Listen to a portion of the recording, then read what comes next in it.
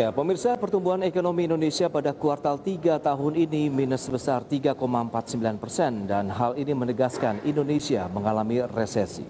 Pemerintah terus mengupayakan perbaikan mulai dari sektor kesehatan hingga pemulihan ekonomi melalui berbagai kebijakan.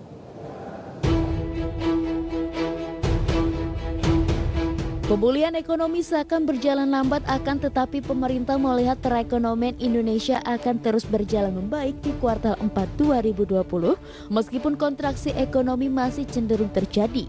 Optimisme terlihat dari beberapa indikator utama yang menunjukkan tanda-tanda perbaikan. Badan Pusat Statistik mencatat 7 sektor utama tumbuh positif selama kuartal ketiga. Sektor informasi dan komunikasi serta jasa kesehatan yang tumbuh 2 digit memberi kontribusi pada perbaikan pertumbuhan ekonomi. Sektor informasi dan komunikasi meningkat dikarenakan tingginya permintaan terhadap jasa komunikasi dan ekonomi digital di tengah pandemi. Sementara sektor jasa kesehatan mampu tumbuh tinggi karena belanja pemerintah yang difokuskan untuk penanganan pandemi. Belanja masyarakat yang meningkat seperti kebutuhan masker hingga hand sanitizer juga memberikan kontribusi yang sangat besar bagi positifnya sektor jasa kesehatan. Mengutip Sindonews.com, Menteri Keuangan Sri Mulyani Indrawati mengatakan pada kuartal 4 2020, pemerintah akan mempercepat belanja pemerintah dari pusat hingga daerah. Pemerintah akan terus mendorong belanja daerah dan melanjutkan program pemulihan ekonomi nasional. Indonesia masih berjibaku menghadapi kasus baru COVID-19. Pemulihan ekonomi akan sangat bergantung pada penanganan pemulihan COVID-19. Pemerintah terus mengutamakan mengatasi pandemi corona, cegah kasus terus meningkat agar pemulihan ekonomi tidak menjadi semakin sulit. Lantas akankah pemulihan kesehatan dan percepatan belanja pemerintah dapat pulihkan ekonomi dari resesi? Berbagai sumber, IDX Channel. Ya, pemirsa, pada kuartal 3 tahun 2020 lalu Indonesia resmi dinyatakan masuk ke dalam jurang resesi ekonomi. Tentunya dibutuhkan kerjasama yang kuat dari berbagai pihak untuk kembali mendongkrak perekonomian Indonesia di kuartal selanjutnya agar lepas dari jurang resesi. Dan kita akan membahas topik yang menarik ini bersama dengan rekan Mangi Veracong. Ya, halo, selamat siang Mangi. Ya, halo, selamat siang Pras. Ya, ini kita akan bahas isu yang menarik ya terkait dengan bagaimana Indonesia masuk resesi dan perjuangannya menghadapi di kuartal keempat. Dan mungkin bisa diceritakan sejauh mana laporan Mangi ini terkait dengan proyeksi perekonomian Indonesia pada kuartal 4 mendatang. Ya, baik, terima kasih rekan Prasetyo Wibowo. Namun Pras, sebelum saya membahas lebih jauh mengenai topik hari ini, saya ingin bertanya dulu nih kepada Pras. Seberapa sering Pras berpergian mungkin ke tempat wisata atau mungkin ke pusat perbelanjaan seperti mall atau mungkin hanya mengunjungi restoran-restoran atau tempat makan di masa pandemi COVID-19 ini? Ya, yang sudah pasti sudah turun drastis sekali Bang. Biasanya kita kadang-kadang seminggu sekali begitu bepergian bersama keluarga, tapi dengan adanya pandemi mungkin tidak bisa dipastikan 1 bulan pun kadang-kadang kita tidak melakukan bepergian sama sekali Mangi. Ya, karena memang masih ada kekhawatiran ya untuk beraktivitas di luar rumah karena takut terpapar COVID-19. Dan ternyata tidak hanya Pras saja, saya pun dan kebanyakan masyarakat Indonesia lainnya ini juga melakukan hal yang sama seperti yang Pras lakukan, di mana mengurangi aktivitas di luar rumah karena takut terpapar COVID-19. Dan ternyata Pras dan juga pemirsa, hal tersebut ini berpengaruh terhadap penurunan pertumbuhan ekonomi Indonesia, di mana sebenarnya secara tidak langsung daya beli masyarakat juga ikut melemah ya akibat adanya pandemi COVID-19 ini, dan menyebabkan Indonesia ini masuk ke jurang resesi, di mana pada kuartal kedua untuk pertumbuhan ekonomi Indonesia ini minus sekitar 5,32%, yang kemudian di kuartal ketiga ini minus 3,49%. Namun ternyata kabar baiknya ini menurut Menteri Keuangan Sri Mulyani, sekitar 92% negara di seluruh dunia ini memang mengalami resesi. Dan untuk Indonesia sendiri ini sebenarnya masih tergolong cukup baik karena penurunan pertumbuhan ekonomi atau PDB-nya sendiri ini tidak terlalu dalam dibandingkan dengan negara-negara lainnya. Contohnya Amerika Serikat, di mana kuartal pertama Amerika Serikat ini untuk PDB-nya minus ya sekitar 5%, yang kemudian di kuartal kedua ini minus sekitar 32%. Dan contoh lainnya adalah Hong Kong, di mana Hong Kong di kuartal pertama ini minus sekitar 9,1%, yang kemudian di kuartal kedua minus sekitar 9%, dan bahkan sampai dengan di kuartal ketiga, Hong Kong pun masih mencatatkan PDB yang minus, yaitu sekitar 3,2%, yang artinya hingga saat ini saja Hong Kong belum bisa lepas dari jurang resesi. Namun ternyata untuk Amerika Serikat sendiri, ternyata ini di kuartal ketiga bisa kembali rebound ya untuk perekonomiannya, yaitu tumbuh sekitar 33%. Yang mana sebenarnya untuk Indonesia sendiri ini juga berpotensi untuk bisa tumbuh perekonomiannya di kuartal selanjutnya ya, yaitu di kuartal keempat 2020. Memang meskipun proyeksinya di kuartal keempat nanti untuk PDB Indonesia ini masih minus ya, atau pertumbuhannya masih negatif, namun dibutuhkan sekali sinergi dari berbagai pihak ya, dari pemerintah, juga dari masyarakat untuk mencegah agar pertumbuhan ekonomi di kuartal selanjutnya ini jatuhnya tidak terlalu dalam, dan mungkin bisa saja Indonesia bisa lepas dari jurang resesi di kuartal selanjutnya. Dan beberapa faktor yang bisa menyebabkan Indonesia lepas dari jurang resesi ya, antara lain adalah menjaga iklim investasi, kemudian mempercepat serapan PEN, lalu mempercepat belanja pemerintah, dan juga tentunya menstabilkan daya beli masyarakat di dalam negeri, Pras dan juga pemirsa. Baik, memang kalau kita cermati dalam beberapa waktu terakhir ini, baik pemerintah sendiri maupun kalangan ekonomi di tanah air memprediksikan bahwa pertumbuhan ekonomi Indonesia pada kuartal 4 memang kisarannya masih negatif, minus 2,5% hingga 0,6% begitu di sepanjang kuartal 4 tahun ini. Jadi memang masih banyak perjuangan yang harus dilakukan oleh pemerintah. Di sisi lain memang belanja pemerintah yang saat ini masih menjadi andalan pemerintah untuk meningkatkan roda perekonomian. Dan sejauh ini menurut Mangi bagaimana dengan belanja pemerintah sendiri hingga saat ini? Ya, ini berdasarkan data dari Kementerian Keuangan hingga September 2020 ya. Untuk realisasi belanja pemerintah ini telah mencapai sekitar 1.600 triliun rupiah dari anggaran sekitar 1.800 triliun rupiah. Namun ternyata dari angka 1.600 triliun rupiah tersebut ini untuk belanja modal, belanja barang jasa, kemudian belanja pegawai, ini pertumbuhannya bergerak negatif. Hanya satu saja yang pertumbuhannya bergerak positif, yaitu belanja pos anggaran untuk bansos ya, karena memang untuk kondisi saat ini di mana adanya pandemi COVID-19 ini pemerintah terus menyalurkan bantuan sosial kepada masyarakat yang menyebabkan akhirnya pos anggaran belanja bansos ini ya tumbuh positif. Sedangkan untuk pos-pos anggaran yang lainnya ternyata ini dananya ini direalokasikan untuk kepentingan penanganan COVID-19 sendiri, Pras dan juga pemirsa. Oh, berarti memang fokusnya memang dari sisi penanganan COVID-19 ya. Tidak hanya di Indonesia, bahkan Presiden baru Amerika Serikat Joe Biden pun juga melakukan hal yang sama ya. Fokus bagaimana untuk mengatasi permasalahan pandemi COVID di negaranya dengan terus bagaimana melakukan uji coba untuk vaksinasinya yang sudah kita tahu beberapa waktu lalu juga kabarnya 90% ini Mangi menarik dari uji coba tahap ketiga Pfizer dan juga BioNTech ini sudah memberikan hasil yang positif, bisa dikatakan. Tinggal nanti bagaimana rilis berikutnya untuk uji coba vaksin di Amerika Serikat. Tapi kalau memang kita bicara mengenai serapan anggaran dari pemerintah pusat, tentu daerah pun juga perlu kita soroti begitu. Benar tidak sih, apakah memang ada dana APBD atau anggaran pendapatan belanja daerah yang mengendap begitu di bank? Kalau tidak salah sekitar 250-an triliun begitu yang memang ini harus segera disalurkan. Iya, memang ternyata sayangnya ada sekitar 252 triliun APBD ini mengendap di bank ya, dalam bentuk deposito, yang mana dana sekitar 252 triliun rupiah tersebut ini merupakan gabungan dari beberapa provinsi ya. Contohnya dari Jawa Barat, Jawa Tengah, Jawa Timur, dan juga DKI Jakarta. Padahal pemerintah pusat ini melakukan transfer ke daerah ya.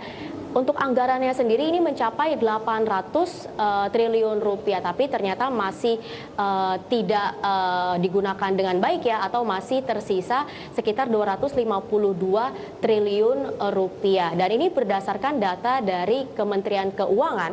Untuk realisasi belanja provinsi, ini baru mencapai 44%. Kemudian untuk realisasi belanja kabupaten kota, ini baru mencapai 48%. Nah, alangkah baiknya ya, untuk dana APBD yang mengendap tadi, ini segera disalurkan, segera dibelanjakan karena ini akan berpengaruh sekali terhadap percepatan peredaran uang di daerah tersebut. Karena jika peredaran uang di satu daerah bisa dikatakan bagus dan lancar ya, bukan banyak ya. Kalau banyak nanti bisa terjadi inflasi.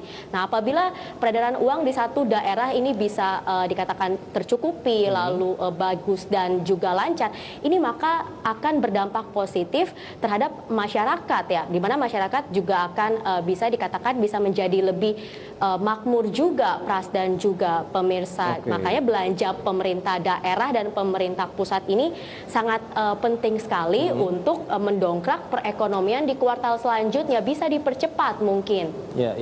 Itu 40% sebenarnya masih butuh waktu lagi begitu, karena kita tahu hanya sisa beberapa hari saja kalau kita cermati menjelang akhir tahun 2020 ini, Mangi. Sehingga kita harus menantikan realisasi dari dana-dana yang mengendap tadi dari APBD di masing-masing provinsi, tadi Jawa Tengah, kemudian ada Jawa Barat dan DKI Jakarta, segera bisa dicairkan kemudian didistribusikan, dalam artian bisa menggerakkan aktivitas perekonomian baik itu dari masyarakatnya, UMKM ataupun produk-produk asli daerah yang menjadi andalan dari masing-masing provinsi tadi ya. Betul. Oke. Ya. Dan kalau kita bicara mengenai realisasi investasi dan sejauh ini di tanah air sendiri begitu, Mangi, apakah memang sudah ada kenaikan juga di tengah pandemi seperti saat ini? Paling tidak, oke lah dari sisi serapan anggaran, kemudian pendistribusiannya juga mengalami kendala, tapi apabila ada investasi yang masuk ke Indonesia kan bisa menjadi salah satu alternatif juga untuk menggerakkan perekonomian, karena di situ ada penciptaan lapangan pekerjaan baru dan juga masih adanya anggaran yang berputar di sana. Iya, ini berdasarkan data dari BKPM ya.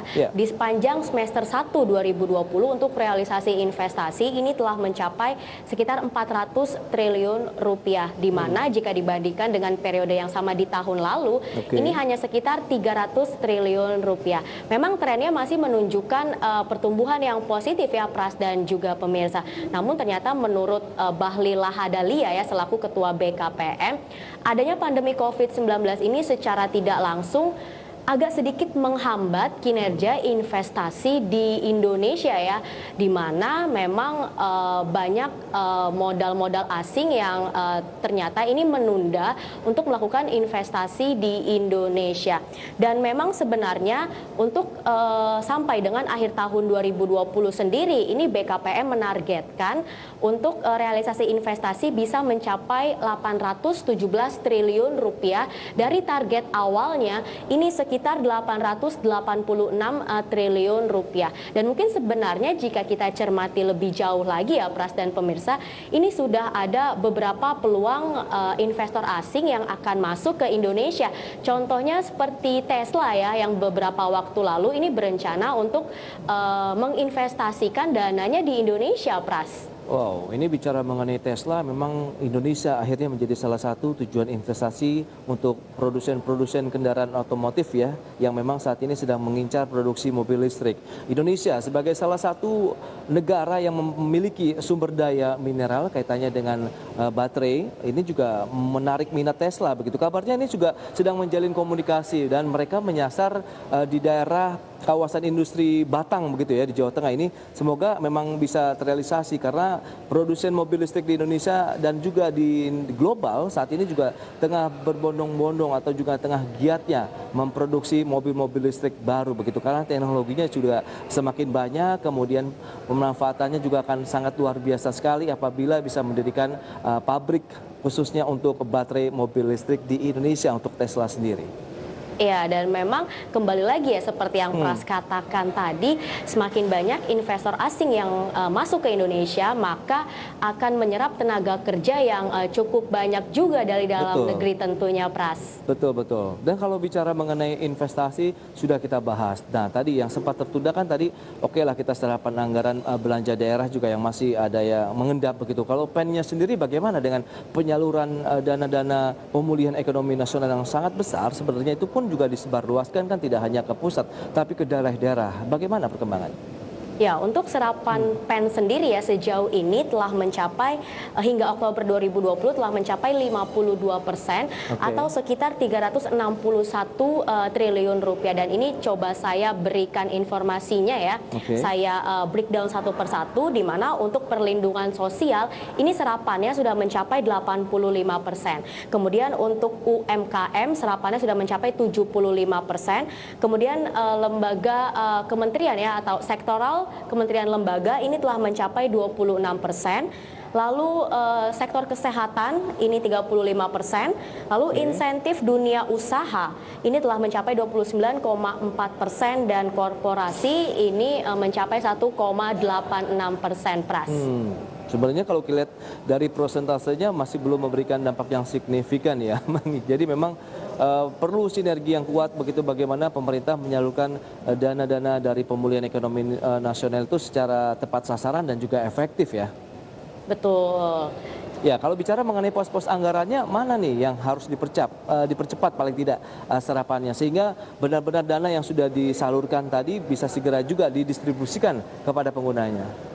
Mungkin kita lihat dari serapannya yang masih minim ya, salah satunya adalah insentif dunia usaha. Dan memang menurut Khotib Basri ya, ini untuk insentif dunia usaha sejak dulu memang agak sulit terserap ya. Dan memang beberapa ekonom senior ini merekomendasikan agar pemerintah ini bisa mereformasi jenis insentif agar bisa terserap ya dengan baik oleh para pelaku usaha, di mana sebenarnya insentif dunia usaha ini bisa sangat membantu sekali bagi para pelaku usaha yang saat ini memang terdampak pandemi COVID-19. Kemudian untuk sektor kesehatan tadi serapannya juga baru 35% ya, di mana untuk mempercepat serapan sektor kesehatan ini mungkin pemerintah bisa melakukan testing ya, seperti rapid test ataupun swab test kepada masyarakat. Ini bisa dibuat semakin masif ya atau diperbanyak agar lebih mudah men-tracking, Pras dan juga pemirsa, siapa saja masyarakat Indonesia yang terjangkit COVID-19, dan jika memang lebih dini ya trackingnya, maka penanganannya juga disinyalir akan bisa lebih cepat, karena penanganan pandemi COVID-19 yang cepat dan tepat ini ya secara tidak langsung nantinya ini akan membuat daya beli masyarakat dengan sendirinya ini naik begitu, Pras, apalagi bagi masyarakat kelas menengah yang memang spending money-nya juga cukup besar sebenarnya bagi pertumbuhan ekonomi di Indonesia sendiri. Itu dia, menarik apabila kita mencermati kaitannya dengan spending money ini, kelas menengah di Indonesia, karena kalau kita lihat rentangnya itu berdasarkan juga survei yang sudah mungkin data-data yang kita peroleh antara 1,2 sampai dengan 6 juta rupiah ini spending money per bulan begitu yang biasa dilakukan oleh menengah atas. Sementara untuk menengah ke atasnya ini kira-kira di atas 6 juta, Mangi. Berarti apabila mereka tetap membelanjakan dana yang mereka miliki, tentu akan menggerakkan roda perekonomian tidak hanya di wilayah, bahkan secara nasional apabila memang masyarakat kelas menengahnya juga aktif melakukan kegiatan konsumsi, dalam artian konsumsi membelikan dan membelanjakan untuk produk-produk yang bermanfaat tentunya dan tidak menjadi warga yang konsumtif ya, Mangi. Jadi memang kita perlu melakukan ibaratnya selektif lah apabila ingin menggunakan dana yang kita miliki, apabila itu berguna, bermanfaat untuk dunia usaha, khususnya kita membeli produk-produk UMKM atau belanja di tetangga-tetangga rumah, itu juga bagian dari menggerakkan aktivitas roda perekonomian loh. Ya, dan memang untuk pertumbuhan perekonomian ini salah satunya kan didukung ya atau didorong dari daya beli masyarakat, salah satunya daya beli masyarakat kelas menengah. Dan ternyata tadi kita sudah sempat membahas ya beberapa langkah yang bisa dilakukan pemerintah untuk kembali memperbaiki perekonomian Indonesia di kuartal selanjutnya. Dan bagi kita sendiri sebagai masyarakat sebenarnya juga sangat diperlukan nih andilnya untuk kembali mendongkrak perekonomian Indonesia hanya dengan cara taat protokol kesehatan dengan menggunakan masker, rajin mencuci tangan, kemudian dengan menjaga jarak ya. Karena jika kita sebagai masyarakat ini taat protokol kesehatan, maka kedepannya bisa saja untuk kasus positif COVID-19 di Indonesia ini bisa melandai. Dan jika kasus positif COVID-19 ini bisa melandai, maka akan pertumbuhan ekonomi secara secara tidak langsung akan kembali terdongkrak di kuartal selanjutnya, Pras dan juga pemirsa. Betul, memang protokol kesehatan ini memang menjadi satu hal yang mutlak sebenarnya dan harus menjadi bagian dari lifestyle-nya masyarakat Indonesia, Mangi. Karena kita tahu apabila kita bisa menurunkan jumlah penderita COVID-19 di Indonesia tadi, berbagai peluang akan sangat terbuka lebar untuk mendorong laju perekonomian Indonesia ke depannya. Karena apabila jumlahnya juga semakin menurun, tadi adanya PSBB yang semakin dilonggarkan, kemudian juga beberapa aktivitas perekonomian yang tertunda, ini sudah mulai terbuka lagi untuk mereka melakukan kegiatan usahanya. Meskipun tadi mereka juga sebenarnya membutuhkan dana bantuan nih untuk bagaimana menggerakkan operasional usaha-usaha mereka yang sempat terkendala, Mangi. Karena sempat kemarin kita bahas ya terkait dengan zombie company ya. Karena kita tahu juga banyak sekarang perusahaan yang oke lah kita memiliki pendapatan ataupun memiliki dana cadangan, tapi lebih digunakan untuk membayar hutang-hutang yang mereka miliki, Mangi. Iya, dan memang saat ini saja ternyata ya, ini saya memberikan sedikit informasi untuk dana pihak ketiga yang tersimpan di perbankan. Ini totalnya hingga Agustus 2020 lalu mencapai 6.000 triliun rupiah, yang artinya saat ini saja masyarakat cenderung untuk menyimpan uangnya dibandingkan membelanjakan uangnya. Maka dari itu penanganan COVID-19 yang cepat dan tepat, lalu masyarakat juga harus taat akan protokol kesehatan. Ini disinyalir bisa kembali mendongkrak perekonomian dan juga mengembalikan kepercayaan dan juga daya beli masyarakat tentunya. Betul, Mangi, karena kita dalam 3 kuartalan sebelumnya kita tahu dan beberapa bulan sebelumnya juga kita kan deflasi. Baru bulan kemarin saja kita mengalami inflasi pun juga masih belum bisa memberikan dampak yang signifikan. Karena kita sebenarnya tidak perlu takut juga dengan inflasi, karena ini menunjukkan adanya aktivitas pertukaran uang ataupun peredaran masyarakat begitu yang melakukan kegiatan konsumsi. Dalam artian adanya aktivitas jual beli, transaksi perdagangan apabila adanya data-data inflasi yang keluar. Tapi kan di satu sisi kita tetap harus dijaga oleh pemerintah batasan-batasan dari inflasi yang juga memang disesuaikan dengan target pemerintah di sepanjang tahun ini dan juga tahun depan, Mangi. Iya, dan memang untuk Pras sendiri bagaimana nih? Optimis tidak di kuartal selanjutnya Indonesia untuk pertumbuhan ekonominya bisa kembali bangkit? Baik, Mangi. Kita akan jeda dulu, Mangi. Nanti di segmen berikutnya kita akan masih membahas nih terkait dengan bagaimana kondisi ekonomi Indonesia pada di kuartal 4 ya. Karena tantangannya masih cukup besar, sejauh mana tadi sinergi kerjasama antara pemerintah pusat dan daerah dan tentunya masyarakat ya untuk menjaga ekonomi kita akan tetap tumbuh di kuartal 4 dan tentunya tahun 2021 mendatang. Baik pemirsa, kami akan segera kembali usai pariwara berikut ini.